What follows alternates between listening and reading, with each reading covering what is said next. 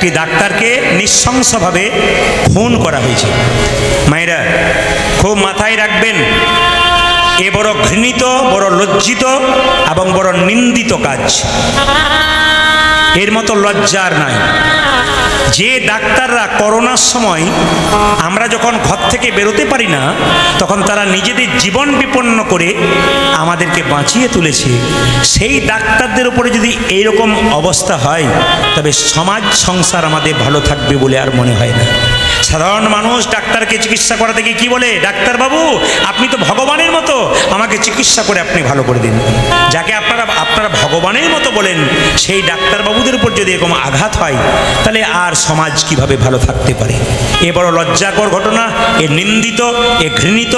তবে আমরা আশা রাখবো সকলে মিলে যে এর একটা সুবিচার হবে।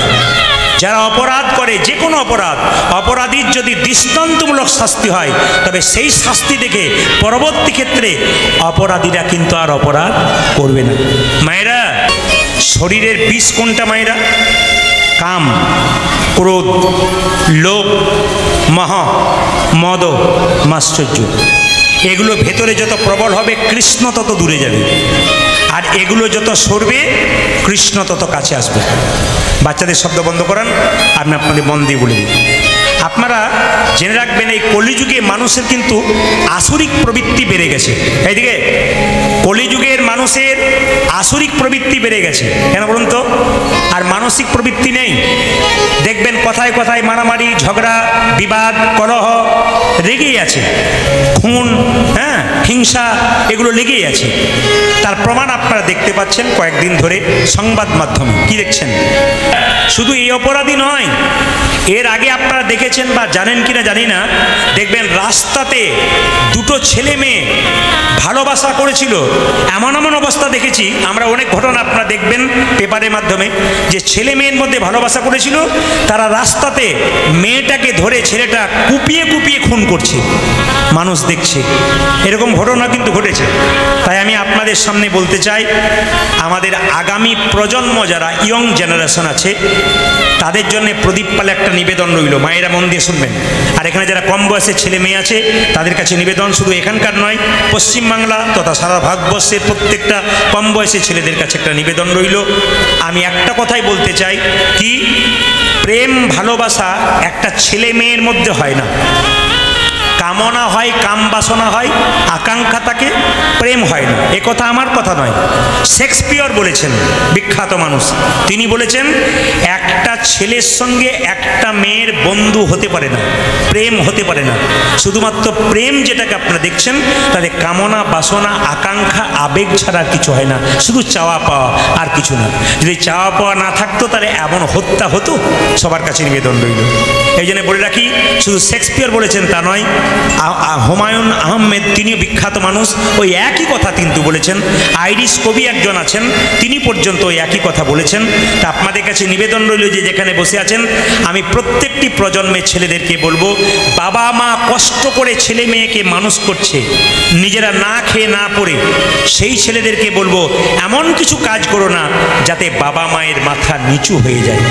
অনেক মা কষ্ট করে তার ছেলেকে হোস্টেলে ভর্তি করে, পাড়ার মেয়েদের কাছে, লোকেদের কাছে বলা বলি করে, আমি কষ্ট করে ছেলেকে হোস্টেলে রেখেছি, আমার ছেলে একজন বিখ্যাত ইঞ্জিনিয়ার হবে কিংবা ডাক্তার হবে। এমন কিছু কাজ করো না যেন পাড়ার লোকের সামনে তোমার মায়ের মাথাটা নিচু হয়ে যায়। ছেলেদেরকে আপনারা সেরকম শিক্ষাই দেবেন। মায়েরা কিছু মনে করবেন না, এদিকে তাকাবেন। আমি দেখতে পেয়েছি, আমার সঙ্গে যারা পড়াশোনা করেছিল, তারা এখন বিরাট প্রতিষ্ঠিত মানুষ। কেন? তারা ওগুলোকে পাত্তা দেয় নাই। দেখবেন একটা ছেলের পেছনে একটা মেয়ে, কিংবা একটা মেয়ের পেছনে ছেলে যদি বারবার ঘুরঘুর করে, বারবার ফোন করে, তবে একটু পরীক্ষা করে দেখতে হবে তার মধ্যে অ্যাবনর্মালিটি আছে। সত্যি কি সে অ্যাবনর্মাল, না সে ভালো মানুষ? এগুলো কিন্তু নয়। বলে কেন? এগুলো আকাঙ্ক্ষা আবেগ ছাড়া কিছু নয়। আপনাদের মাথায় রাখতে হবে, প্রত্যেকটি ছেলে মেয়েকে ভালো করে পড়াশোনা করে আপন লক্ষ্যে পৌঁছাতে হবে। চৈতন্য চরিতামৃত বলেছে, আত্মেন্দ্র প্রীতিবাঞ্ছা তারে বলে প্রেম। কৃষ্ণের সঙ্গে ভালোবাসা করতে হবে। যদি প্রকৃত ভালোবাসা করতে হয়, প্রত্যেকটি ছেলে মেয়ের কাছে নিবেদন রইল যে কি কৃষ্ণের সঙ্গে ভালোবাসা করতে হবে। কৃষ্ণের সঙ্গে প্রেম করো, দেখো কৃষ্ণ তোমাকে রক্ষা করবে। যদি সত্যিকারে ভক্তি ভরে করতে পারো, ভক্তি ভরে করলে ভগবান রক্ষা করবে। আর যে মেয়ে মেয়েরা রাস্তা দিয়ে পেরিয়ে যায়, তাদের পেছনে যদি কারো বারবার চাপ থাকে, সেই মেয়েদেরকে বলে এক কাজ করো, বলে কি একটু তিলক নিয়ে নাও, মালা নিয়ে নাও, ব্যাস, দুষ্ট লোকরা তোমার পেছনে যাবে না। বলবে এই তো মাথা মুন্ড কিছু খায় না, এর পেছনে যাওয়া যাবে না। এই জন্য দুষ্ট লোকের প্রভাব থেকে মুক্তি পাওয়া যাবে।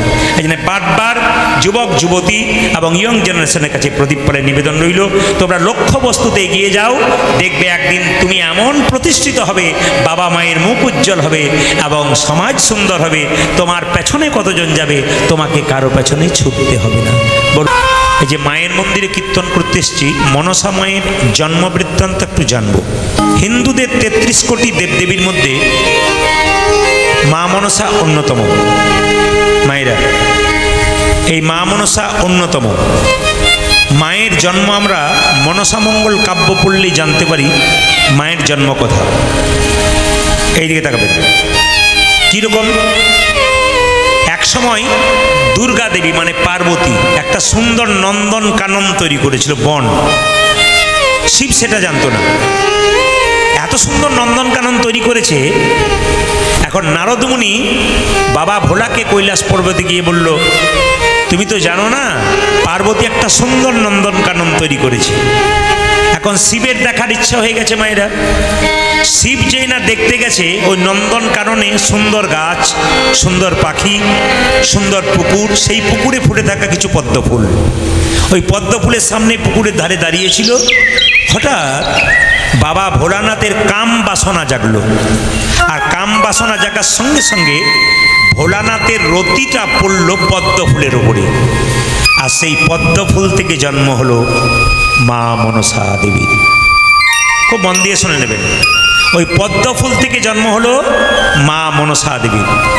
মা সঙ্গে সঙ্গে পাতাল প্রবেশ করলেন, আর পাতালে নাগরাজ বাসুকীনাথ তাকে গ্রহণ করলো এবং ভগ্নী মানে বোন রূপে তাকে কাছে রাখলো।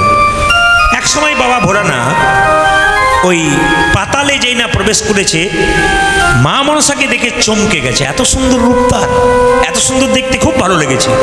সঙ্গে সঙ্গে মা মনসা দেবী বাবা শিবের কাছে করজোরে প্রার্থনা করে বলল, আপনি তো আমার বাবা, আমি তো আপনার মেয়ে, আপনার কাছ থেকে তো আমার জন্ম হয়েছে।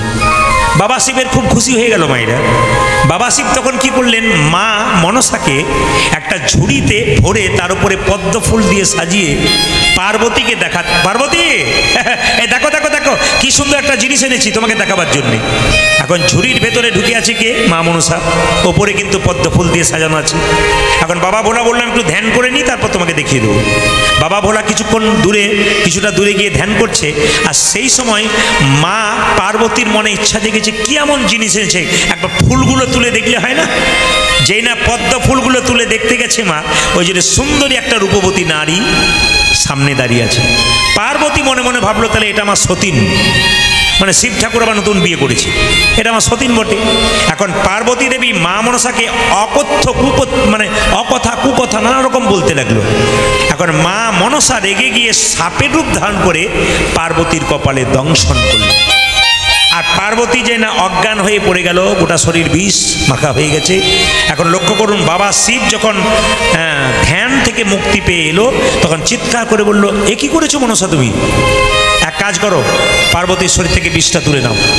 পার্বতীর শরীর থেকে বিষটা তুলেছে, আর পার্বতীর সঙ্গে সঙ্গে ওই যে পদ্ম ফুলের ডাঁটা ছিল, ওই ডাঁটাটা দিয়ে ছুঁড়ে মা মনসার চোখে মেরেছে, আর মা মনসার একটা চোখ অন্ধ হয়ে গেছে। মায়েরা, বাবা শিব মা মনসাকে জরুৎকার মুনির সঙ্গে বিয়ে দিল, জরুৎকার মুনি, এবং সেই মুনিকে নিয়ে মা মনসা খুব সুখেই থাকতে লাগলো। কিন্তু একদিন মা মনসার সঙ্গে জরুৎকার মুনির মনোমালিন্য হলো, যেমন স্বামী স্ত্রীতে বাড়িতে হয়, মনোমালিন্য হলো। এখন রেগে গিয়ে মা মনসা বাবা শিবের কাছে কৈলাস পর্বতে চলে গেল। বাবা দেখলো যে পার্বতীর সঙ্গে তো সংসার করতে পারবে না, পার্বতী তো মেনে নেবে না, তাই বাবা তাকে গভীর বনে পাঠিয়ে দিল। এখন গভীর বনে পাঠানোর পর থেকে বাবা শিব খুব দুঃখে বসে থাকে, মেয়েটাকে বনের মধ্যে পাঠিয়ে দিলাম। চুপচাপ মাথা নিচু করে ভাবতে থাকে। হঠাৎ তার চোখ থেকে দুফোঁটা জল পড়ে, তার থেকে একটা সুন্দরী মেয়ের জন্ম হয়, তার নাম নেত্রা। নেত্রাকে বললো, নেত্রা তুই এক কাজ কর, চলে যা মা মনসার কাছে, মায়ের কাছে দেখা, মা মনসার দেখভাল তুই করবি, সবসময় তুই মা মনসার সঙ্গেই থাকবি। মায়েরা যখন মা মনসা এবং নেত্রা একসঙ্গে বনের মধ্যে থাকে, একজন দেবদূত একটা সাজিতে করে ফুল নিয়ে মা মনসার পাশ দিয়ে পেরিয়ে যাচ্ছে। মা কিন্তু কিছু কিছু ফুল সহ্য করতে পারে না। এখন কিছু ফুল সাজির মধ্যে ছিল যেটা মা মনসা একবারে সহ্য করতে পারে না, সঙ্গে সঙ্গে সেই দেবদূতকে অভিশাপ দিয়ে দিল, এই দেবদূত তোমাকে অভিশাপ দিয়ে দিলাম, বলে কি তোমার মর্তকুলে জন্ম হোক। দেবদূত বলল, মা তুমি যেমন অভিশাপ দিলে আমার মর্তকুলে জন্ম হোক, আমিও তোমাকে অভিশাপ দেবো, কি মর্তকুলে আমি মানুষ রূপে জন্ম নেব, আমার পূজা ছাড়া কিন্তু তুমি স্বর্গে দেবীর অধিকার পাবে না। সেই দেবদূত যিনি মর্তভূমিতে জন্ম নিলেন তার নাম কি বলুন তো? চাঁদ সদাগর।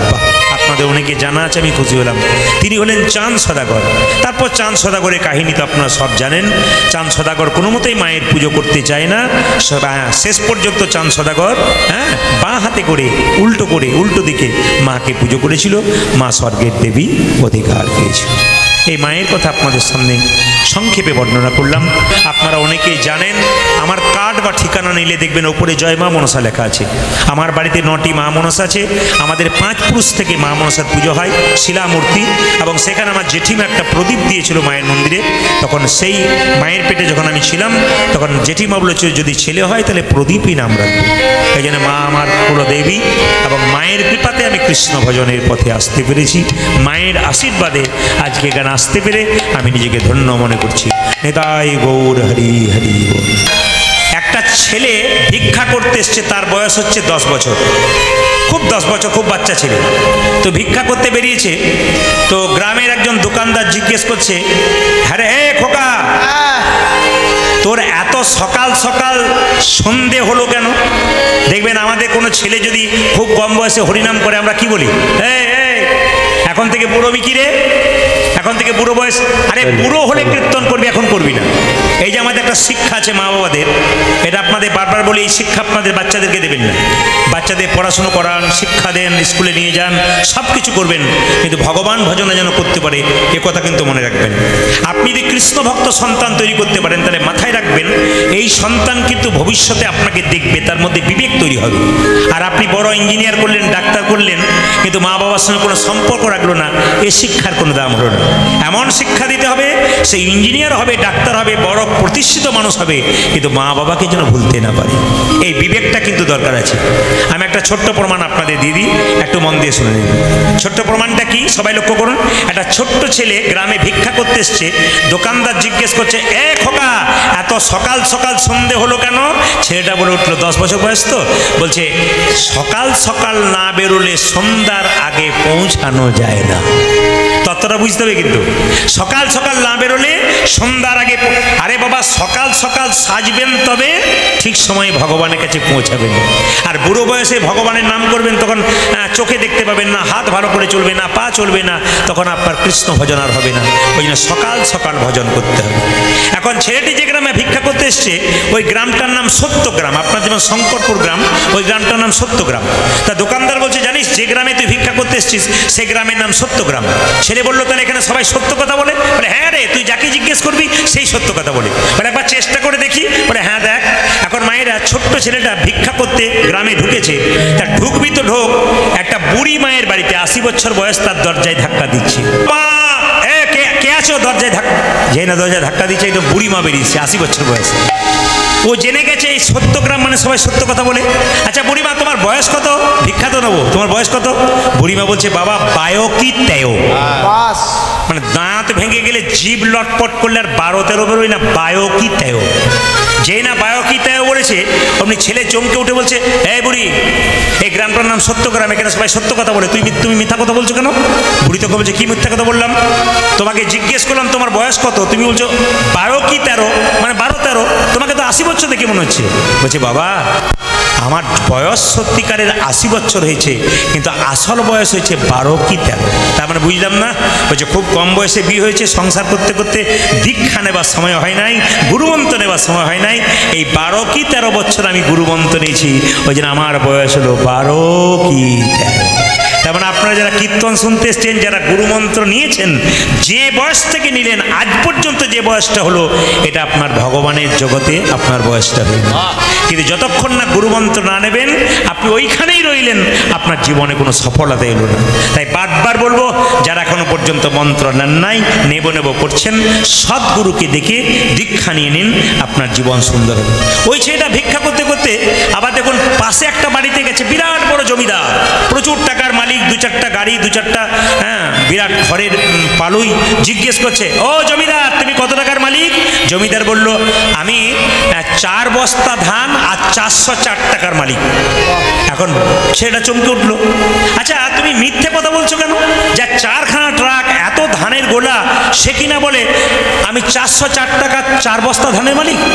তখন জমিদার বলল, বাবা, এই যে এত সব তুই দেখতে পাচ্ছিস, এ ধনের মালিক আমি নই। বলে কীরকম? আমি ধন সঞ্চয় করতে করতে হরিনাম জীবনে শুনি নাই। একদিন হরিনামের আসরে গেলাম, আর হরিনাম শুনতে শুনতে আমি দানের কথা শুনলাম। তখন মনে হলো যে কিছু দান করা দরকার। সারা জীবন দান করি নাই, শুধু রোজগার করে গেলাম। এই 4 বছর ধরে হরিনামে 1 বস্তা করে ধান আর 160 টাকা দিয়েছি। 4 বছরে 4 বস্তা ধান 404 টাকা দেওয়া হয়েছে। যতদিন আমি আয় করেছি তত ব্যয় হয়েছে। আমার জমা বলতে হরিনামের ব্যাংকে 404 টাকা 4 বস্তা ধান তাই হয়ে গেছে। তাই যেখানে যেখানে হরিনাম হয়, সৎসঙ্গ হয়, যেটুকু দান করবেন সেটাই কিন্তু আপনার ভগবানের ব্যাংকে জমা হয়ে যাবে। দীক্ষা নেওয়া মানে হচ্ছে দিয়ে খাওয়া। ভগবানকে দিয়ে খাওয়ার নাম হচ্ছে দীক্ষা। যারা যারা মন্ত্র নিয়েছেন খুব মাথায় রাখবেন, স্নান করার পর ভগবানের চরণে তুলসী পত্র বাতাসা দিয়ে একটু নিবেদন করে ভগবানকে দিয়ে তারপর খাবেন, তবে দীক্ষা নেওয়া সার্থক হবে। আর আপনি দীক্ষা নিলেন, নিজেই খেয়ে নিলেন, ভগবানকে দিলেন না, তাহলে আপনার দীক্ষা নেওয়া কোনো সার্থক হলো না। তবে একটা কথা আপনাদের বলে যাই, যারা দীক্ষা মন্ত্র ভজন করেন, যে আসনের ওপরে আপনারা দীক্ষা মন্ত্র ভজন করবেন, আসনটা ভজন হওয়ার পর আসনটা তুলে আসনের নিচে একটু জল ছিটিয়ে দেবেন। নিয়ে আপনারা একটা মন্ত্র বলবেন, ওম সক্রাহা নমঃ। ওটা কাদের জন্য? পুরুষ মানুষের জন্য। আর মায়েদের জন্য শ্রী সক্রাহা নমঃ। মায়েদের মনে থাকবে, শ্রী সক্রাহা নমঃ। ওই জলটা যেটা আসনের নিচে দেবেন, ওটা চোখের মধ্যে একটু নিয়ে তারপর করজোরে বলবেন শ্রী সক্রাহা নমঃ। আর মা বাবারা বলবেন ওম সক্রাহা নমঃ। তাতে লাভটা কি? আপনি আসনের ওপরে বসে যে মন্ত্র ভজন করছেন, ওই মন্ত্রটা যাতে ইন্দ্রদেব চুরি না করে নেয়, তার জন্যে আপনার এই মন্ত্রটা বলতে হবে। অনেকে দেখবেন মন্ত্র ভজন করছে কিন্তু ফল পাচ্ছে না, বলে এত মন্ত্র ভজন করছি ফল পাচ্ছি না কেন? আসলে করছেন ঠিক কথা, কিন্তু নিয়মে করছেন না, অনিয়মে করছেন বলে আমাদের এরকম দুর্দশা হচ্ছে। কিছু মনে করবেন না, মানুষ স্কুলে জন্ম নিয়েছেন, কে কখন চলে যাবে কেউ জানে না। তাই যারা কীর্তন শুনছেন তাদের কাছে প্রদীপ পালের নিবেদন হলো, সংসারে বিবাদ করে কোনো লাভ নাই, সুবাদ করুন। যদি মনে করেন আমি নিজে খাবো নিজে পড়ব, যখন চোখ মুজে দেবেন সমাজ তখন আপনাকে ধিক্কার জানাবে। আপনার জায়গাটা স্বর্গে হবে না, আপনার জায়গাটা নরকে হবে। আপনি যে স্বার্থপর হবেন, কিসের জন্য এসছেন? এই সংসারে তো নাটকের মঞ্চের মতো অভিনয় করতে এসছেন। অভিনয়ের মঞ্চে যেমন রং মেখে মেখে অভিনয় করে, অভিনয় শেষ করলে নাট্যমঞ্চ থেকে নেমে চলে যায়, সেরকম সংসারে আপনার অভিনয় শেষ হয়ে গেলে আপনি চলে যাবেন, কেউ আর আপনার দিকে তাকাবে না। যে যেমন টিকিট কেটেছেন সে সেরকম নেমে যাবেন। তাই বারবার বলবো, সংসারে কারোর সঙ্গে বিবাদ নয়, সুবাদ করুন, ভালো ব্যবহার করুন। আপনার মৃত্যুর পর আপনাকে যখন শ্মশান ঘাটে নিয়ে যাওয়া হবে, তখন লোকে যদি বলে লোকটা খুব ভালো ছিল, কৃষ্ণ ভক্ত ছিল, মেয়েটা খুব ভালো ছিল, কৃষ্ণ ভক্ত ছিল, আপনি যাবেন স্বর্গে, দশচক্রে ভগবান। আর আপনার মৃত্যুর পর কেউ যদি বলে মেয়েটা খুব দুষ্ট ছিল, সংসারটাকে জ্বালিয়ে দিয়ে গেছে, মেয়েটা খুব বদ ছিল, সমাজকে নষ্ট করে দিয়ে গেছে, জানবেন আপনার জায়গা হবে নরকে। তাই মানুষ স্কুলে জন্ম নিয়েছেন, জন্ম হোক যথাতথা, কর্ম যেন আপনাদের ভালো হয়, এটা বারবার বলবো। ও মায়েরা, ভগবানকে দেবার সময় আপেল কলা লেবু দেন, হাত তুলে বলুন ভগবান খায়? ভগবান খায় না। কি করে মা? দেখে। কি দেখে? আপনি যে 4টে কলা 4টে আপেল নিয়ে গেলেন, অহংকারের ভাবে নিয়ে গেলেন না প্রেমের ভাবে নিয়ে গেলেন? এই যে কীর্তন শুনছেন, আপনাদের মনের মধ্যে কি ঘুরঘুর করছে ওটা প্রদীপ পাল জানবে না, কিন্তু অন্তর্যামী ভগবান জানতে পারবে। কীর্তন শুনতে সে কে কার কথা ভাবছে। যদি আপনি যতক্ষণ কীর্তন শুনবেন কৃষ্ণের কথা ভাববেন, ভাববেন আপনার জীবন ধন্য হবে। আর যদি কৃষ্ণের কথা না ভেবে আপনি সংসারে কথা অন্য কথা ভাববেন তবে জীবন কিন্তু আপনার নষ্ট হয়ে যাবে। তাই বারবার বলবো, যতক্ষণ কীর্তন শুনবেন মন মনা মত ভক্ত মত যাজীবাং কুরু। তার মানে কি, তুমি তোমার মনটাকে ভগবানের চরণে দাও। কটা আপেল এনেছো, কটা লেবু এনেছো, কটা টাকা এনেছো, তো ভগবান দেখে না। কি দেখে? তুমি তোমার মনটা ভগবানকে দিয়েছো কিনা, ওইটাই দেখে। ভগবানের জন্যে মা যেমন কেঁদে বেড়াচ্ছে, অপরাধ করেছিল তাই কেঁদেছে। কিন্তু আমি আপনাদের বারবার নিবেদন রাখবো, যারা যারা কীর্তন শুনতে এসছেন, যে দাদা ভাইয়েরা এসছেন, যে ছেলেরা এসছেন, হরে হরে কৃষ্ণ, যে দাদা ভাইয়েরা এসছেন, যে বাবারা এসছেন, যে মায়েরা এসছেন, আপনাদের কাছে একটা নিবেদন রইল, বাড়িতে কেউ মা কাঁদাবেন না, বৃদ্ধ বাবাকে কাঁদাবেন না।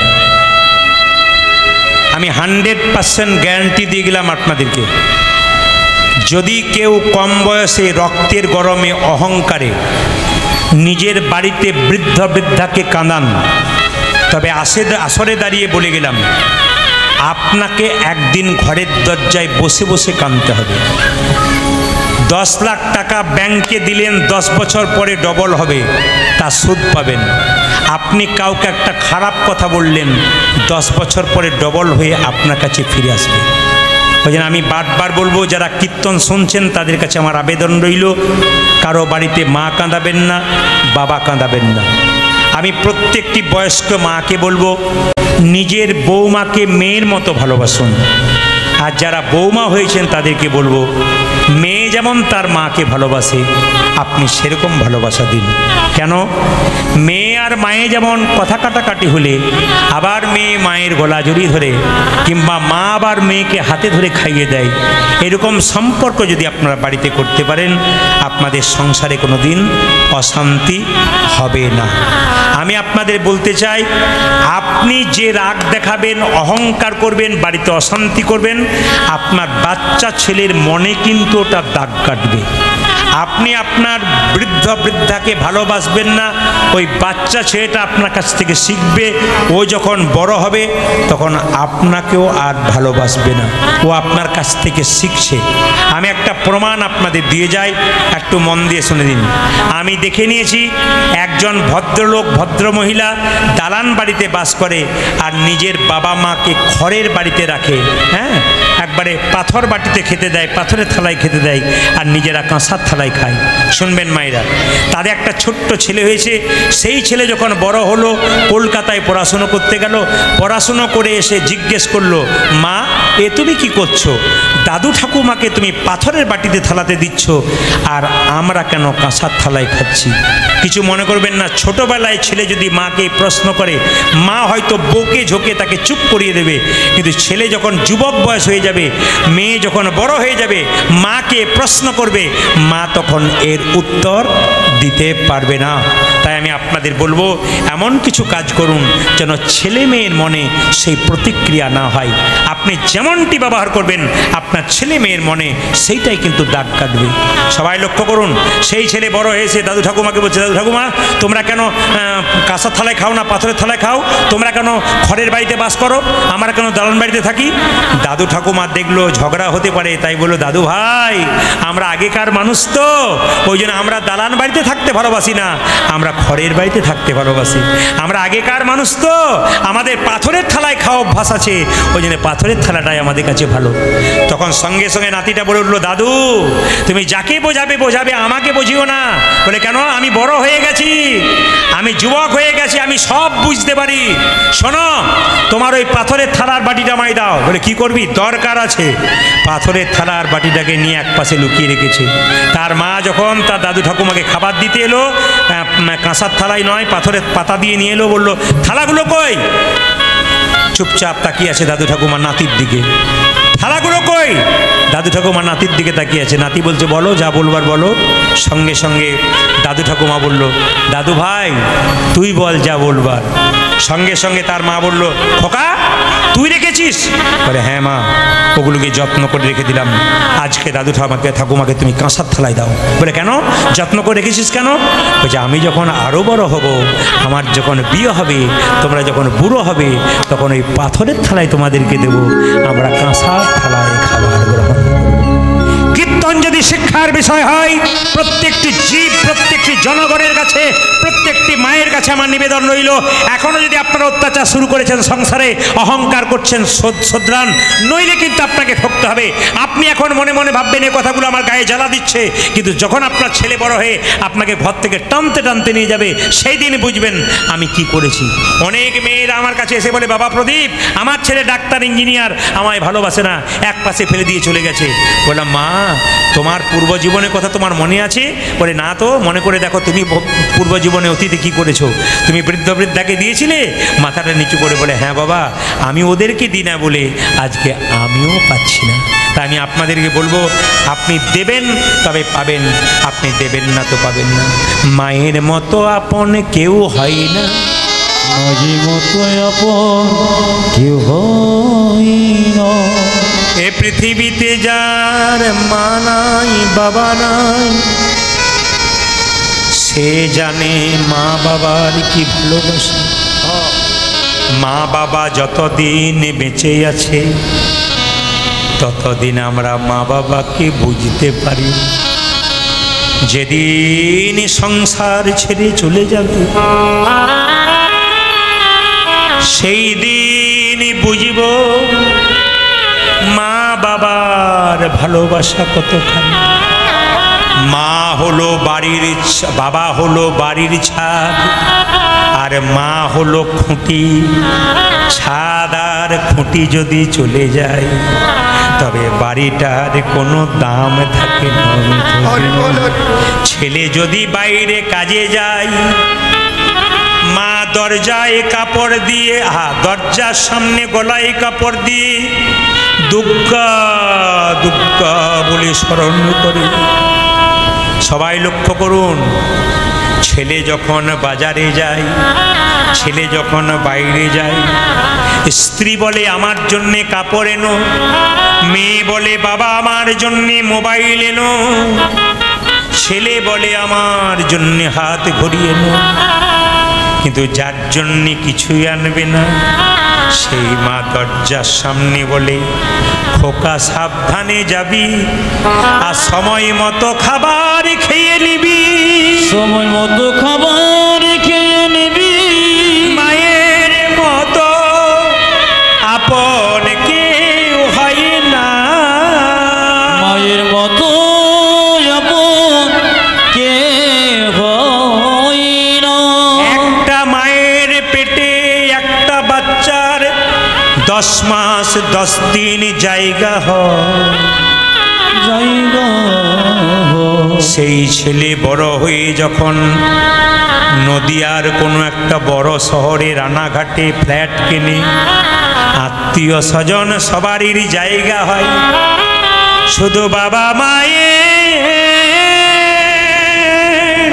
বাবা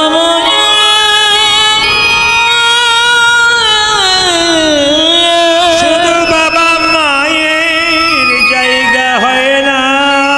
বাবা মাই জায়গা হয় না। তোমরা কেউ যেন মা বাবাকে কাঁদিও না, কাঁদিও না। তোমরা কেউ যেন মা বাবাকে কাঁদিও না। মা বাবাকে কেউ কাঁদিও না। মেয়েরা যখন বাবার বাড়ি যায়, বাবার যা থাকে মেয়েকে আনন্দ করে খাওয়ায়।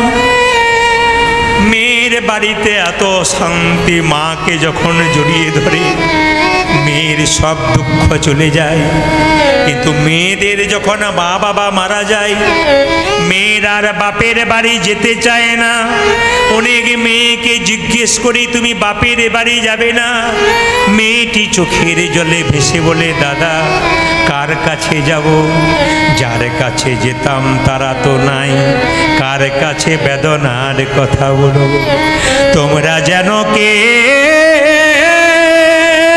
তোমরা যেন কে মা কাঁদিও না, কাঁদিও না। এই দিয়ে তাকান, অনুকূল ঠাকুর নিজের মায়ের কাছে দীক্ষা নিয়েছিল। এই পৃথিবীতে যারা বড় বড় মানুষ হয়েছেন, বড় বড় মহাপুরুষ হয়েছেন, তাদের চরিত্রগুলো পড়বেন, দেখবেন তারা প্রত্যেকজন মা বাবাকে শ্রদ্ধার আসনে বসিয়েছে। ওই জন্য আমি আপনাদেরকে বলবো, অনেকে মা বাবাকে ভালো না বেসে গাড়ি বাড়ি করছেন, আপনার যত তালা বাড়বে তত আপনার জ্বালা বাড়বে। কিন্তু মা বাবাকে যদি কেউ হৃদয় সিংহাসনে ভালোবাসার সঙ্গে রাখতে পারেন, মা বাবার যত বয়স হবে তত বাচ্চা ছেলের মতো তারা হয়ে যাবে। তাদেরকে যত ভালোবাসায় রাখতে পারবেন তত সংসার আপনার ওপরে উঠে যাবে। মায়েরা, দাদা ভাইরা যারা এসছেন, চাণক্য পণ্ডিত যখন ছোট ছিল, মায়ের কোলে ছিল, তখন একজন জ্যোতিষ এসে বলেছিল, মা তোমার ছেলে রাজা হবে গো। মা জিজ্ঞেস করেছিল, আমার ছেলে রাজা হবে কি করে বুঝলে? বলে তোমার ছেলের সামনের দাঁত দুটো উঁচু, ওই জন্যে তোমার ছেলে রাজা হবে। মা জিজ্ঞেস করেছিল, হ্যাঁ গো কত ছেলের সামনের দাঁত দুটো উঁচু হয়? আমার আরে বাবা সব ছেলের হয়, তোমার ছেলের দাঁত দুটো দেখলাম, তোমার ছেলের লক্ষণ খুব ভালো, তোমার ছেলে রাজা হবে। মায়েরা, 5 বছরের ছেলে চাণক্য কোলে বসে আছে, আর মা তাড়াতাড়ি বললো, খোকা, বলে কি তুই রাজা হলে আমায় ভুলে যাবি না তো?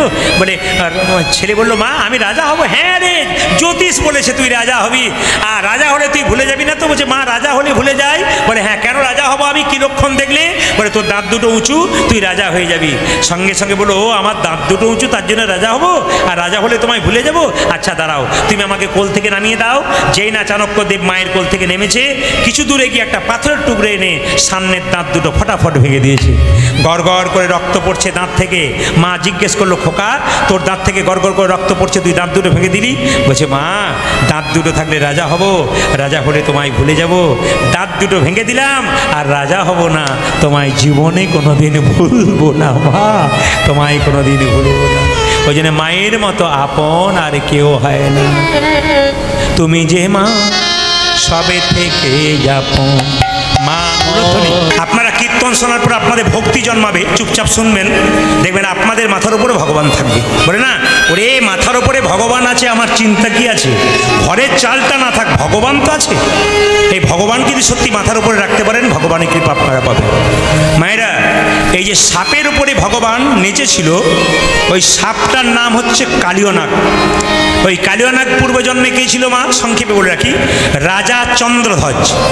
এই চন্দ্রধ্বজের পেটে একবার প্রচণ্ড যন্ত্রণা হয়েছিল, কেউ ভালো করতে পারছে না। একজন কবিরাজ বলল, রাজা তোমার পেটের যন্ত্রণা ভালো হতে পারে, একটা উপায় আছে। তুমি যে রাজবাড়িতে বাস করছো, তার পেছন দিকে একটা সরোবর আছে, সেই সরোবরে একটা রাজহাঁস খেলা করছে, তাকে ধরে হত্যা করে তার পিত্তটা খেতে পারলে তোমার পেটের যন্ত্রণা ভালো হবে। মায়েরা, রাজহাঁসটাকে যখন ধরে আনলো, রাজহাঁস কেঁদে কেঁদে বললো, রাজামশাই আমাকে না মেরে যদি একটা কথা শোনো, আমিও বেঁচে যাব আর তোমার পেটের যন্ত্রণা ভালো হবে। বলে কীরকম? যে সরোবর থেকে আমাকে ধরে আনলে, সেই সরোবরের উত্তর দিকে একটা গাছের উপর এক মুনি, মানে একজন বৈষ্ণব মুনি পা দোলাচ্ছে, তার চরণ ধোয়া জল যদি পান করতে পারো, তোমার পেটের যন্ত্রণা কিন্তু ভালো হয়ে যাবে। মায়েরা, তিনি কি করলেন? রাজা বলে কথা, একটা সোনার পাত্র নিয়ে গিয়ে বৈষ্ণবকে বললো, বৈষ্ণব তোমার ডান পাটা এগিয়ে দাও। ডান পাটা যখন এগিয়ে দিল, পুঁজ আর রক্ত, ছি এই জল আমি পান করতে পারবো না। আর বাঁ পাটা যখন এগিয়ে দিয়েছে, পুঁজ রক্ত তো রয়েছে, তার সঙ্গে পোকা কিলবিল কিলবিল করছে, কিন্তু জল পান করতে পারলো না। রাজা একটা ভালো কাজ করলো, বৈষ্ণবের চরণ ধোয়া জল মাথায় করে নিয়ে এলো। বৈষ্ণবের চরণ ধোয়া জলের কত গুণ আছে দেখুন। সব বৈষ্ণবের নয়, কিন্তু প্রকৃত শুদ্ধ বৈষ্ণব যারা হয়, তাদের চরণ ধোয়া জল যদি আপনি মাথায় নিতে পারেন, ভগবানের কৃপা আপনার হতে পারে। এখন লক্ষ্য করুন, যখন দেখতে পেল রাজা চন্দ্রধ্বজ জলপান করলো না, বাড়িতে স্বামীকে, চন্দ্রধ্বজের স্ত্রী, দুটো স্ত্রী ছিল, চন্দ্রধ্বজ রাজার দুটো স্ত্রী ছিল, বলে স্বামী জলপান করতে পারলে না, ওই দিকে আমাদের দাও, আমরা জলপান করব।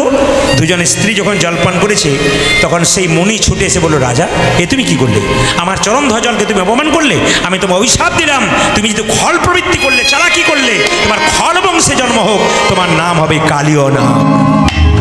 রাজা চন্দ্রধ্বজে কেঁদে কেঁদে বলে, হে মুনিবর, হে মুনিজীব, অভিশাপ যদি দিলে আমায়, সাপে কুলে জন্ম হোক, সাপে কুলে জন্ম হোক, আশীর্বাদ দাও যেন ভগবানের চরণ আমি মাথায় পেতে পারি। মাথায় পেতে পারি।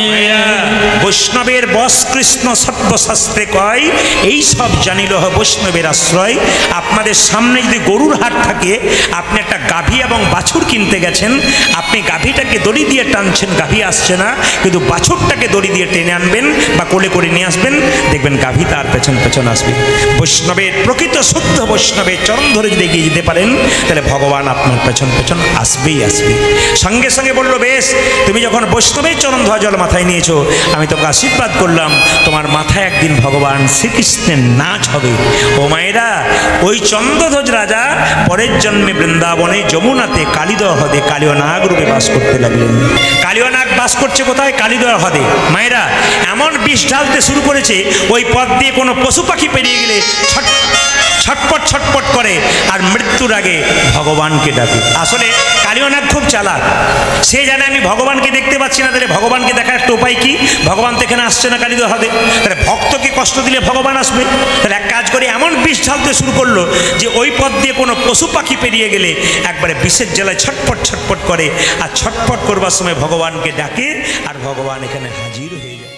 কালীয় নাগ যেখানে বাস করে, পশু পাখি সেই পথ দিয়ে পেরোতে পেরোতে বিষের জ্বালায় ছটপট ছটপট করে মরে, আর মরবার আগে ভগবানকে ডাকে। মায়েরা কেঁদে কেঁদে কি বলে? হে প্রভু, বৃন্দাবনে বাস করলাম, নদীর জল খেলাম, গাছের ফল আহার করলাম, আর তোমার নাম করলাম, ওগো প্রভু তুমি আমায় রক্ষা করো। এবার লক্ষ্য করুন, ভগবান শ্রীকৃষ্ণ যখন দেখলো ভক্ত যখন কাঁদছে, ভগবানকে যেতে হবে, তাই মা যশোদাকে কৃষ্ণ গিয়ে বলছে, মা আমাকে সাজিয়ে দাও। বলে কেন, কোথায় যাবি? মা আমায় সাজাইয়ে দাও, মা সাজাইয়ে দাও।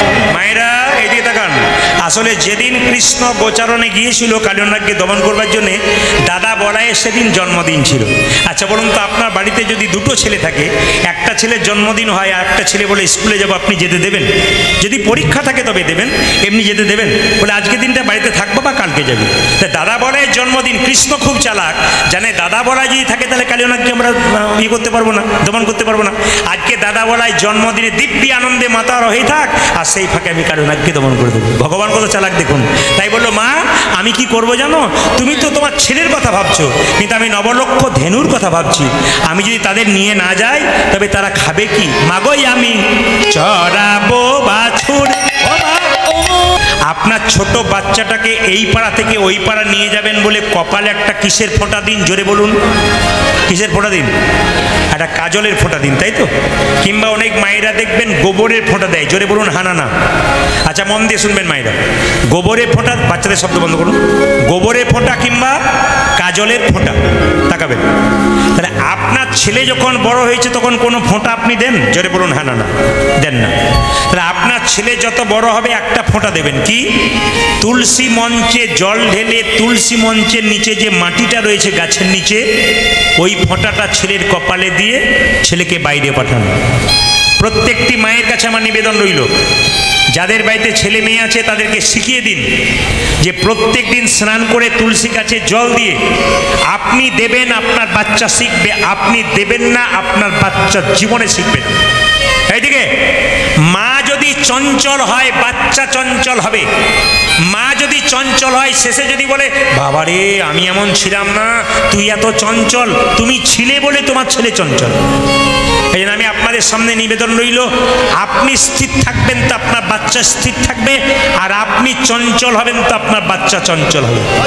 এই যে তিলকের কথা আপনি দেখতে পাচ্ছেন মায়েরা, এই যে তিলক আমি নিয়েছি, আপনারা এই তিলক করতে পারেন। তো অনেকে মনে মনে ভাবছে তিলক যদি নিই তাহলে তো আমরা বাজারে গিয়ে খেতে পাবো না, অসুবিধা আছে। একটা কথা আপনাদের বলে দিই, তিলক নিলেও খেতে পারবেন। কোন তিলক? একটু মাথায় রাখুন কথাগুলো মায়েরা। কোন তিলক? জল তিলক করতে পারেন। জল তিলক বলতে কীরকম? স্নান করবেন, ভগবানের চরণে তুলসী পাতা দেবেন, পুষ্প দেবেন, চন্দন দেবেন, আপনি জলটা এরকম করে নিয়ে আপনি তিলকটা কপালে নিয়ে নেবেন। তিলক দেখুন 5টা আঙ্গুলে করা যায়। এই আঙ্গুলে করা যায়, এই আঙ্গুলে করা যায়, এই আঙ্গুলে করা যায়, এই আঙ্গুলে করা যায়, এই আঙ্গুলে করা যায়। কোন কোন আঙ্গুলে কাকে তিলক করা যায় আজকে জেনে নিন। ধরুন কোনো ব্রাহ্মণ ঠাকুর মন্দিরে পুজো করছে, আপনি বললেন একটা তিলক দিয়ে দিন তো ঠাকুর মশাই। যদি প্রকৃত ঠাকুর মশাই হয় তাই তিলকটা কিন্তু আপনাকে দেখে নেবেন আপনারা। কোনো ব্রাহ্মণ ঠাকুর যখন মন্দিরে পুজো করছে দেবদেবী, সেই সিঁদুরটা যখন আপনি চাইবেন তখন দেখবেন উনি সবসময় এরকম করে তিলকটা দেবেন। লক্ষ্য করবেন, এই আঙুলে যদি দেয় তবে সঠিক দেওয়া হচ্ছে। এই আঙুলে তিলক কাকে দেওয়া যায়? আস্তে। এই আঙুলে তিলক কাকে দেওয়া যায়? আপনার বাড়ির পাশে কেউ মারা গেছে কিংবা আপনার বাড়িতে মারা গেছে, মৃত্যুর পরে মৃতদেহের কপালে তিলক দিতে হয়। সেই তিলকটা কোন আঙুলে দেবেন? এই আঙুলে দেবেন। সবাই মাথায় রাখবেন, তিলকটা তার কপালে এই আঙুলে দেবেন। আপনি খুদ নিজে যখন তিলক নেবেন, জল তিলক নিন বা যে কোনো তিলক নিন, আপনি কোন আঙুলে নেবেন? সবসময় এই আঙুলে তিলক করবেন। খুব মাথায় রাখবেন, আপনার তিলকটাকে জল তিলক করছেন তো, আপনি এই আঙুলে নয়, এই আঙুলে নয়, আপনি জল তিলক করবেন এই আঙুলে। তাকান আমার দিকে। নিজেকে তিলক করবেন এই আঙুলে, তিলকের ফোঁটা নেবেন এই আঙুলে নেবেন। এইবার এই আঙুলে কাকে দেবেন? কৃষ্ণের চরণে তিলক দেবেন। এটা গুরুদেবের চরণে তিলক দেবেন এই আঙুলে। তাকাবেন, এই আঙুলে তিলক কাকে দেওয়া হয়? ভাইয়ের কপালে দিলাম ফোঁটা, জমের দুয়ারে পড়ল কাঁটা। আপনাদের তো এখানে দু একজন তিলক নেয়, আমাদের ওদিকে যদি কেউ বলা হয়, কেউ যদি কোনো 25 বছরের মেয়ে তিলক করে রাস্তা দিয়ে যায়, পাশের মেয়েতে বরাবরি করে, বাবারে হারাধনের বইয়ের কি ঢং দিদি, তিলক করেছে বোধহয় ভগবান আগেই পেয়ে যায়।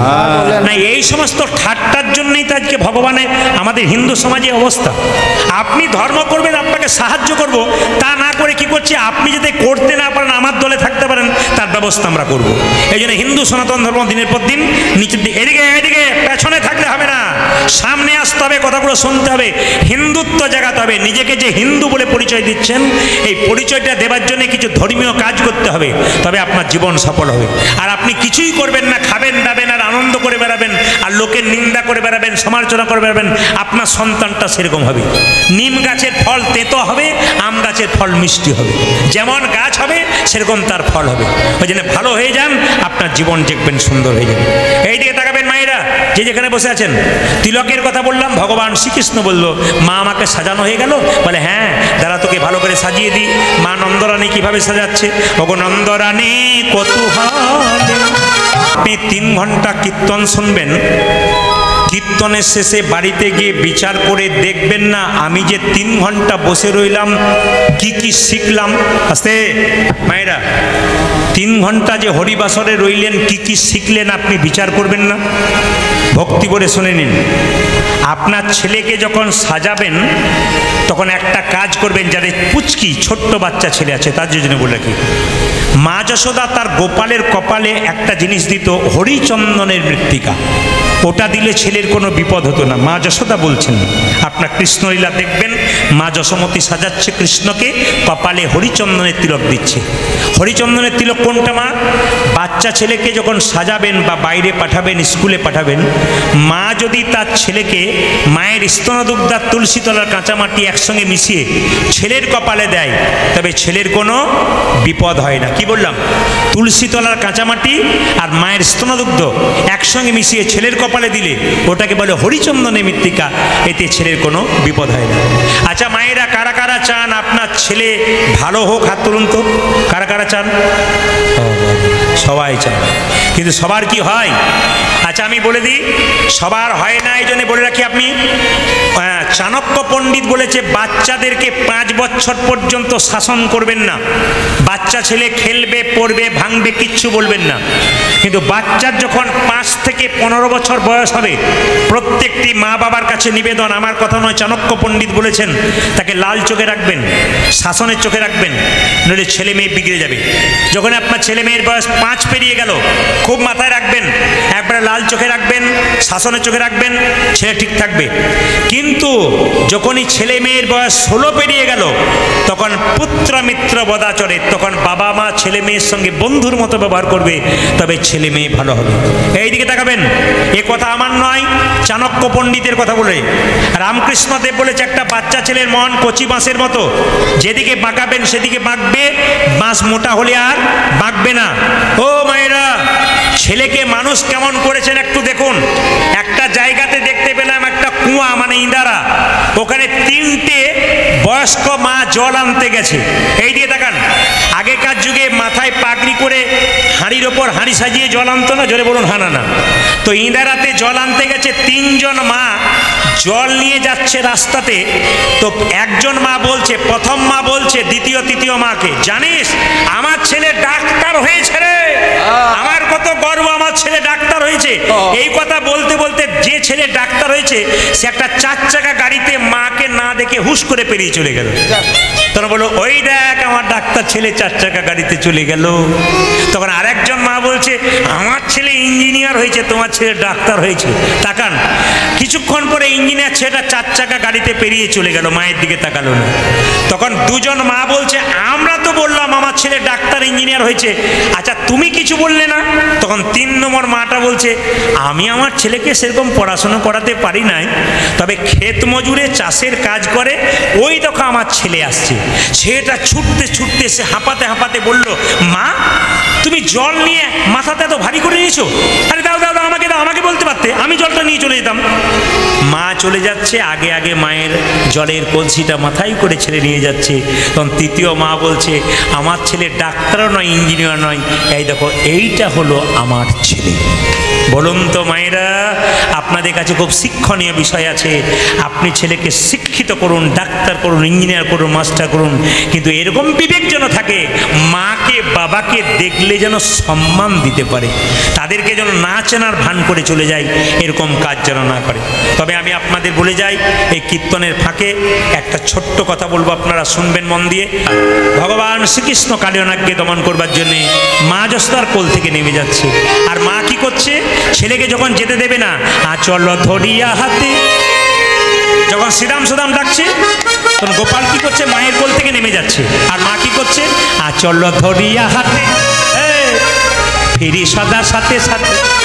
দেখবেন মায়েরা, ছেলের যদি বাম কনিষ্ঠাঙ্গুলি মা দন্তাঘাত করে, খুব মাথায় রাখবেন, মা যদি ছেলে বা মেয়ের বাম কনিষ্ঠাঙ্গুলি এইদিকে তাকাবেন, এরকম করে দন্তাঘাত করে ছেলের নাকি কোনো বিপদ হয় না, প্রাচীন লোকেরা বলে। আচল ধরিয়া হাতে ফিরি সদা সাথে সাথে, দণ্ডে দণ্ডে 10-12 খাই মা। আমি খুব খুশি হলাম, সেই খবরটা শুনে আপনারাও খুশি হবেন। আজকে এসেই আমি শুনেছি শঙ্করপুর একটা ভালো খবর। কি বলুন তো, এখানে কোনো মাতাল নাই, না কেউ মদ খায় না। আপনাদের হাসি দেখেই বুঝেছি পার্টি আছে। যা আপনারা হাসছেন, মানে আমি টিপে দেখলাম যে সত্যি। এইদিকে এইদিকে, আপনাদের শঙ্কর মাতাল আছে? শঙ্করপুর বলে না না আছে, তার প্রমাণ বলি। এইদিকে এইদিকে, শঙ্করপুর ঢোকার আগে একটা মোড়ে আমরা একজনকে জিজ্ঞেস করলাম, দাদা এটা কি শঙ্করপুর? তখন একজন বলছে, এ প্রদীপ বাবু। আমি তখন বললাম, পার্টি তো এখানেও আছে। টাকার মায়েরা, প্রদীপ বাবু এসে, নমস্কার নমস্কার নমস্কার। সে গাড়ি ধরে কোনো মতো ছাড়ে না। আমার নাম, দাদা দুপুরবেলাও চালাচ্ছেন? কি করবেন, একটু খেয়েছেন। ও আচ্ছা আচ্ছা, বলছিলাম কি, আমরা কি খেয়েছেন? বলে জেডি খেয়েছি। কিছু মনে করবেন না মায়েরা। আমি বললাম যে খুব ভালো কথা, খেলে শরীর ভালো থাকে। তো বলছে, না আমি কেন খাই জানেন, আমি শুধুমাত্র শঙ্করপুরে বাস করে এই নয়, আমি শঙ্করপুরে বাস করে মাতাল হতে পারি, আমি ভালো কবিতা লিখি। বললাম কি কবিতা লেখো? বলছে শোনো কি কবিতা লিখি। আমি বললাম বেশি বড় বলার দরকার নাই, খিদে পেয়েছে, যেই খেতে হবে তুমি একটা সংক্ষেপে বলো। তখন কি বলছে শুনুন, বলছে দুধে আপেলে পোকা, দুধে জল, বিড়িতে শক্তি আর মদে বল। বাবারে কি পাওয়ার কবিতা! কি কিরকম বললো দেখুন, আমি শিখলাম ভালো। কি বলছে, আপেলে পোকা, দুধে জল, বিড়িতে শক্তি আর মদে বল। আমার বলছে আপনাকে একটা কবিতা বলতে হবে, না ছাড়বো না, আমার কবিতা জানা নেই। না তো আপনাকে বলতে হবে, না ছাড়বো না, আপনার কীর্তন শুনতে যাবো না। বলে যাবার দরকার আমি বলতে, আরে ছাড়বো না, আপনি বলুন। আমার তাহলে এক লাইন বলি, কি, খাবে জেডি, ফুলবে বডি, শ্মশান তোমার জন্য রেডি। বাস, ও তো আর বলে কীর্তন শুনতে যাব না। কিন্তু আপনার চমকে যাবেন, আপনার কেউ দেখতে পান নাই, আমি কিন্তু দেখেছি, বেটা এসেছি। আমাকে কিন্তু এসেই কিন্তু ইশারা করে, বাবু আমি ওকে দেখে আমার মনে পড়ে গেল যে পার্টি আছে আপনাদের এখানে। শুধু ও নয়, 2-4টা সঙ্গে করে নিয়ে এসেছেন, মানে একা তো হয় না। যেরকম রাধা রানী কি, শ্যাম সুন্দর কি, মদন মোহন কি, নিতাই গৌর হরি হরি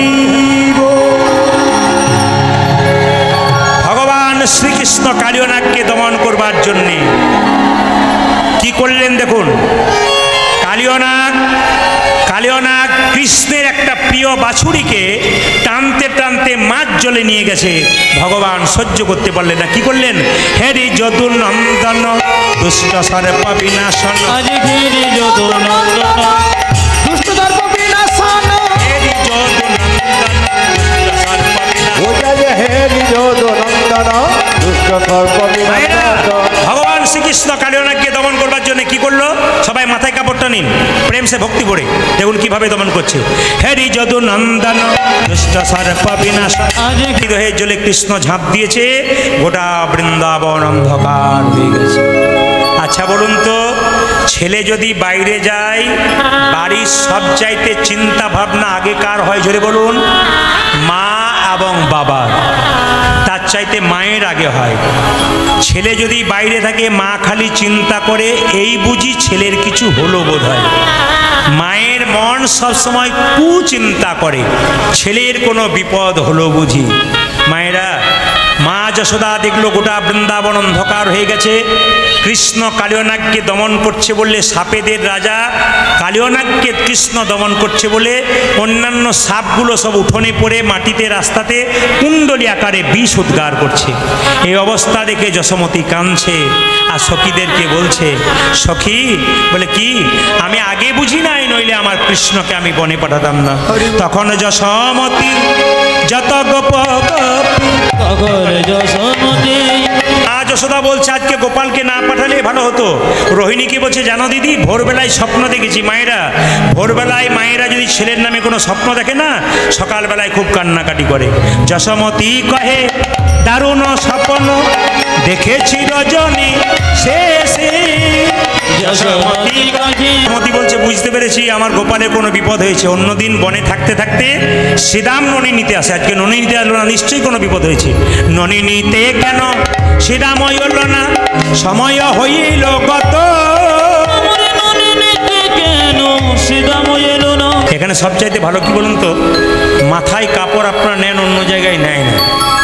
বলছে আপনি বললেন, আসতে আপনি বললেন বলেই নিল, নইলে দেখতেন মজা। এই মাথার কাপড়টার নাম কি মা? লজ্জা।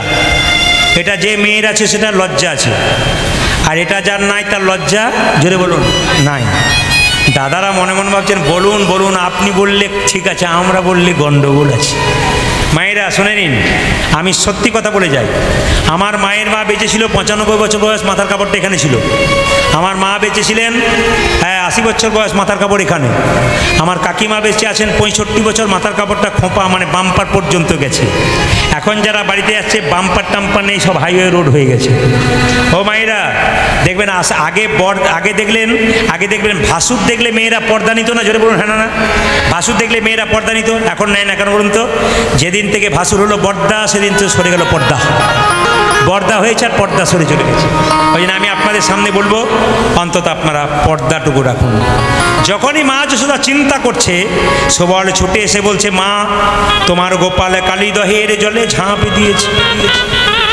আর যেই না শুনেছে আমার গোপাল কালিদহের জলে ঝাঁপ দিয়েছে, অমনি গোপাল গোপাল বলে মা ছুটে চলেছে। মায়েরা শেষে বলাই বলছে, মা তুমি চিন্তা করো না, তোমার গোপাল কত রাক্ষসীকে মেরেছে, ওই সাপটাকে মারতে পারে না। মনেরই ভরসে বলাই মায়েরে বলে, মনের ভরসে বলাই মায়ের বলে, যে মনেরই ভরসে বলাই মায়েরে বলে, আগে মনেরে ভরসে বলাই মায়েরে বলে, মা তুমি গোপাল আবার করিবে গোকুলে, মা তুমি গোপাল আবার করে দেব বলে, মা তুমি গোপাল আবার করিবে গোকুলে, মা তুমি গোপাল আমার কয়ে দিব বলে। তোমার কোনো চিন্তা নাই মা, কোনো চিন্তা নাই মা, কোনো চিন্তা নাই মা, তোমার কোনো চিন্তা নাই মা, তোমার গোপাল ফিরে পাবে, কোনো চিন্তা নাই মা গো, তোমার ফিরে পাবে, কোনো চিন্তা নাই মা গো, মা আবার তোমার গোপাল ফিরে পাবে কোলে, তোমার গোপাল ফিরে পাবে বলে, মা তোমার চিন্তা নেই, তোমার গোপালকে তুমি অবশ্যই ফিরে পাবে। কিন্তু মা তো আর মানছে না, মা পাগলের মতো ছুটছে আর কেঁদে কেঁদে বলছে, গোপাল সারা দে গোপাল, গোপাল রে সারা দে গোপাল, সারা দে উলধ্বনি ভগবান শ্রীকৃষ্ণ কালীনাথকে তখন সবাই মাথায় কাপড়টা নিয়ে করে বসুন। ভগবান শ্রীকৃষ্ণ কালীদহের জলে যখন ঝাঁপ দিয়েছে তখন কালীনাগ মনে মনে বলছে, বারে এত সুন্দর নীল পদ্ম কোথা থেকে এলো? যেন নীল কমল ভাসছে, যেন নীল কমল ভাসছে, যেন নীল কমল ভাসছে, ও যেন নীল কমল ভাসছে, কালীদহের জলের মাঝে নীল কমল ভাসছে। জলের মাঝে নীল কমল ভাসছে, ও যে কালীদহের জলের মাঝে নীল কমল ভাসছে। ও যে কালী দহের জলের মাঝে নীল কমল ভাসছে। কালীনাগ মনে মনে ভাবছে, বা বা বা, আমার এইখানে পদ্ম কোথা থেকে এলো? একে আমি দংশন করব না, একে পুচ্ছতে জড়াবো, একে পুচ্ছতে জড়াবো, একে পুচ্ছতে জড়াবো, ওকে পুচ্ছতে জড়াবো, দংশন করবো না গো, পুচ্ছতে। ওকে দংশন করুন ভয়, পুচ্ছতে জড়াবো। ওকে দংশন করবো না ভাই, পুচ্ছতে জড়াবো। যার যেমন স্বভাব সে, না না আপনাদের বলি না, যার যেমন স্বভাব সে তো করবেই। কেন বলুন তো? নিম পাতাকে যতই মিষ্টি রসে ভেজান তেতো যায়, যেটা বলুন তেতো যায়। যা কালীনাগ বলছে, না না একে পুচ্ছতে জড়াবো, পদ্ম ফুল নীল। কৃষ্ণকে বলছে, বাহ দেখতে কি সুন্দর, একে দংশন করবো না। কিন্তু যার যেমন স্বভাব বলছে, না না আমার স্বভাব তো দংশন করা, একে ছেড়ে দেবো কেন? আমি দংশনই করব, আমি দংশন করবো, আমি দংশনই করব, ওই আমি দংশন করবো রে, সাথে জড়াবো না, দংশনই করব রে। ওকে পুচ্ছতে জড়াবো না, দংশন করবো। ও যে পুচ্ছতে জড়াবো না, দংশনই করব রে। একে পুচ্ছতে জড়াবো না, দংশন করবো রে। কৃষ্ণঙ্গে কালীনাগ হানিছে দংশন, মানিছি দংশন আসান সমান কৃষ্ণ হইল। তখন এই দেখুন, কৃষ্ণের গোটা শরীরে কালীনাগ সাপ যখন বেরিয়ে ধরে আছে, তখন কৃষ্ণ গোটা শরীরটাকে যখন চার দিচ্ছে, তখন কালীনাগের শরীরটা ফেটে ফেটে রক্ত বেরোচ্ছে। ভগবান শ্রীকৃষ্ণ কালীনাগের মাথার উপরে চাপলো, ওই যে বৈষ্ণবের আশীর্বাদ ছিল। পদকর্তা বলছে, দেখো দেখো, ওগো ফনাতে ফনাতে গমন করি উলধ্বনি। ফনাতে ফনাতে দমন করে। মায়েরা টুরু ধরে দেবেন, ভগবান শ্রীকৃষ্ণের চরণ পাচ্ছে মাথায়, বৈষ্ণবের আশীর্বাদে আপনার সবাই চরণ পাবেন সবাই। ওগো ফনাতে ফনাতে গমন, যারে ফোনাতে ফোনাতে দমন করি, ফনাতে ফনাতে গমন করি। ফনাতে ফনাতে দমন করে। নটবর বেশে দাঁড়ালো হরি, নটবর বেশে দাঁড়ানো হরি, নটবর বেশে দাঁড়ালো হরি। ও যারে নটবর বীজ দাঁড়ালো ও হরি। মা, কত সভা হয়েছে, কত সভা হয়েছে, কত সভা ও হয়েছে। দেখো দেখো কত সভা হয়েছে, কালীনাগের মাথার উপর কত সভা হয়েছে, দেখো কালীনাগের মাথার উপরে কত সভা হয়েছে। কালীনাগের মাথার উপর কত সভা হয়েছে। কালীনাগের মাথার উপর কত সভা হয়েছে। এরকম করে কৃষ্ণ দাঁড়িয়েছে কালীনাগের মাথায়। কালীর ফনায় নটন রঙ্গ, যে কালীর ফনায় নটন রঙ্গ, কালীর ফনায় নটন রঙ্গ। যারে কালীর ফোনায় নট রঙ্গ, হেরি তনু জানো জীবন সঙ্গ, ফেরি তনু যেন জীবন সঙ্গ। হেরি তনু জানো জীবন সঙ্গ। ও যারে হেরিতানু জান জীবন সঙ্গ, বিশুদ্ধিকার করিছে, সৎকার করিছে, বিশুদ্ধিকার করিছে। দেখো দেখো বিশুদ্ধার করিছে, কৃষ্ণের চরণ তলে বিশুদ্ধিকার করিছে, কৃষ্ণের চরণ তলে বিশুদ্ধার করিছে। কৃষ্ণের চরণ তলে বিশুদ্ধিকার করিছে। কৃষ্ণের চরণ তলে বিশুদ্ধার করিছে। কালীনাগের মাথায় যখন কৃষ্ণ চেপে আছে, তখন কালীনাগ কৃষ্ণের চরণ তলে বিষ দিচ্ছে। কালীনাগ বলছে, হ্যাঁ রে, হ্যাঁ। কৃষ্ণ বলছে, কালীনাগ আমার চরণ পেয়ে লোকে ফুল দেয়, পুষ্প দেয়, তুই বিষ দিচ্ছিস কেন? কালীনাগ কেঁদে কেঁদে বলল, প্রভু আমি যা আছে তাই দিলাম, আমার কাছে তা দিলাম, যা আছে তাই ও দিলাম। আর যাই আছে তাই দিলাম, এ গোবিন্দ তোমার শ্রী চরণে যা আছে তাই দিলাম, গোবিন্দ শ্রী চরণে যাচ্ছে তা দিলাম। এ গোবিন্দ তোমার শ্রী চরণে হরি হরি হরি বলে, শ্রী আজ চরণে হরি হরি হরি বলে, শ্রী আজ চরণে হরি হরি হরি বলে, শ্রী আজ চরণে হরি হরি হরি বলে, শ্রী আজ চরণে হরি হরি হরি বলে। যাচ্ছে তা দিলাম। হরে কালিয় নাগ তোর কি দেবার মতো কিছু নাই? কালিয় নাগ কেঁদে কেঁদে বলল, হে প্রভু, আমার মাথায় যে মণি আছে সেই মণি তোমার চরণে দেব।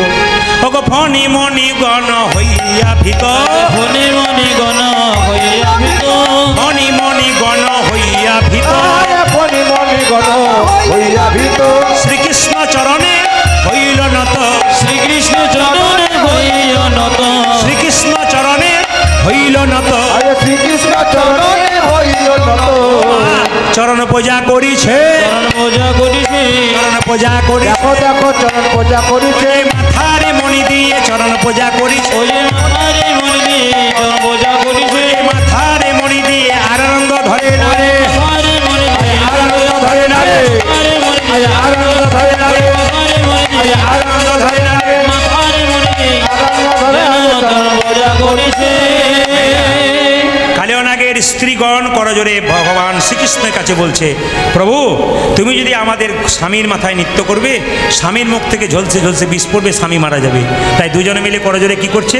কৃষ্ণের কাছে বারবার প্রার্থনা করছে, ওগো নাগাঙ্ক গণে কর স্তুতি, আজ না গঙ্গনে করো স্তুতি, নাগাঙ্ক গণে কর স্তুতি, আজ নাগাঙ্গ বনে করই স্তুতি, শনি ব্রজমণি হর সমতি, শুনে গো জমনে ঘরে সমতি, শনি ব্রজমণি হর সমতি। আজ শুনি ব্রজমণি হরসমতে, কৃষ্ণ খুব খুশি হলো, আনন্দ আর ধরে না, আনন্দয়া ঘরে না, আনন্দ আর ধরে না, আনন্দ ধরে না, কৃষ্ণের মনে আজ আনন্দ আর ধরে না, কৃষ্ণের মনে আজ আনন্দয়া ঘরে না, কৃষ্ণের মনে আজ হরি হরি হরি বলে, কৃষ্ণের মনে আজ হরি হরি হরি বলে, কৃষ্ণের মনে আজ হরি হরি হরি বলে, কৃষ্ণের মনে আজ হরি হরি হরি বলে, কৃষ্ণের মনে আজ হরি হরি হরি বলে, আনন্দয়া ঘরে না।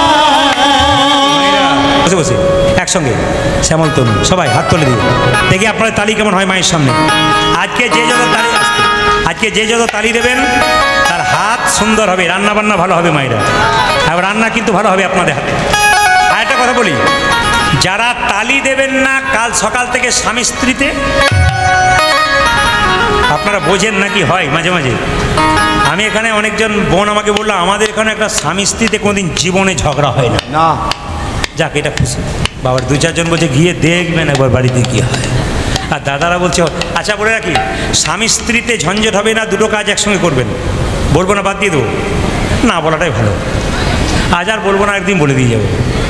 স্বামী না, আমি তো না বলে যাবোই না। স্বামী স্ত্রীতে ঝগড়া হবে না, দুটো কাজ একসঙ্গে করবেন। কি? ভোজন আর ভজন। স্বামী যদি বেলা 3টের সময় আসে, আগে দেবেন, তারপর খাবেন, ভোজন আগে। আর সন্ধ্যাবেলায় স্বামী স্ত্রীতে একসঙ্গে ভজন করবেন। ভজন আর ভোজন যদি একসঙ্গে হয়, বিবাদ কোনো জায়গায় থাকবে না। হাত ওঠান একসঙ্গে, হাততালি হাততালি।